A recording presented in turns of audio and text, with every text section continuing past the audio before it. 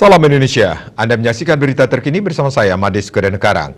Pemirsa, Taliban tampaknya memperluas cengkraman mereka di beberapa bagian Afghanistan dan telah mengklaim menguasai provinsi Nimruz serta ibu kotanya Zaranj. Mereka juga menyatakan telah membunuh seorang pejabat penting pemerintah Afghanistan.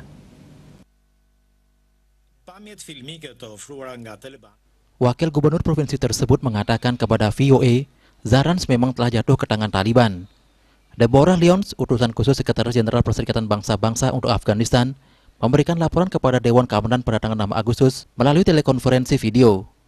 Dalam laporannya, Lyons mengatakan, Afghanistan saat ini berada pada titik balik yang berbahaya. Di depan terbentang baik negosiasi perdamaian sejati atau serangkaian krisis yang saling terkait secara tragis. Konflik yang semakin brutal bersama dengan situasi kemanusiaan yang akut dan pelanggaran hak asasi manusia yang merajalela.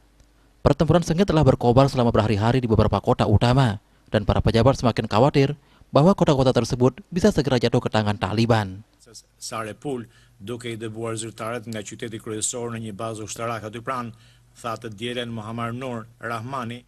Dalam pukulan kedua pada pemerintah Afghanistan, pejabat Taliban mengaku bertanggung jawab atas pembunuhan Kepala Pusat Media dan Informasi Pemerintah Dawa Khan Binapal di zona keamanan tinggi di Kabul.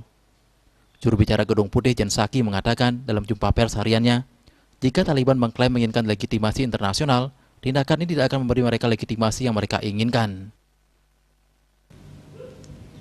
Untuk mencegah penyebaran COVID-19, ingat pesan Ibu selalu terapkan 3M, wajib memakai masker, mencuci tangan, jaga jarak, serta hindari kerumunan. Dengan penerapan perilaku 3M, Indonesia segera terbebas dari virus corona menuju Indonesia maju. Update terus informasi Anda dengan subscribe dan like YouTube channel Bali TV @newsbalitv. Tetaplah bersama Bali TV. Salam Indonesia.